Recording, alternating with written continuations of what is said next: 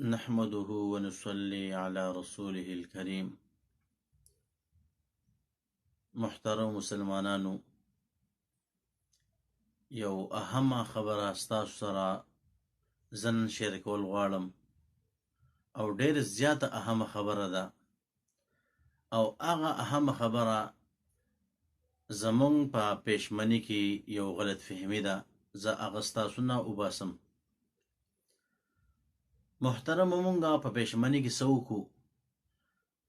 مونږه روژه کله بندو چې کله په پېشمني کې سحر بانګ وویلی شي، ډېر خلک داسې کوي چې هلته به بانګ شروع وي، دا به وبس کې ورېږئ، بانګونو ختم شوي نه دي. نو پلانکې مولا هغه د هغې بانګ دا نه دی شروع شوی، د پلانکې هغه نه دی شروع شوی، او دا ټیم نه دی ختم شوی، دا ولې اوس هم پکې ټیم شته دی.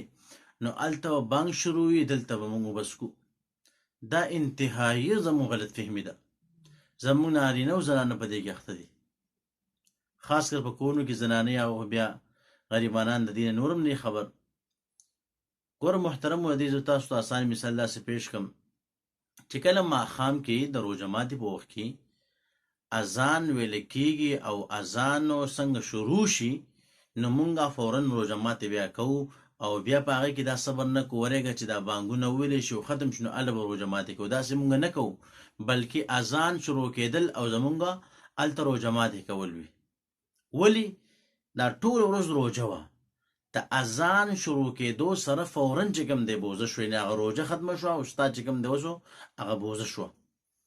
دغه رنګې سحر مثال بیا د پېشمني نه چې کوم مخکې ټیم دی، نو دا زمونږ بوزه یې، نه مونږ په هغې خوراک څښاک کوو، خو چې څنګه اذان شروع کېدل وي فورا د روژې ټیم شروع کېږي او د هغې په وجود باندې اذان شروع وي او مونږ خوراک کوو، ورېږه ټیم پکې شته دی. نو محترم و دې غلطۍ نه ځان ساتل پکار دی. خپل روژې هسې خرابول نه دی پکار، بلکې ځان چې کوم دی په دې خبره باندې پوه کول پکار دی. الله رب العزت دې مونږ د دې غلط فهمۍ نه وساتي. وما علینا الا البلاغ.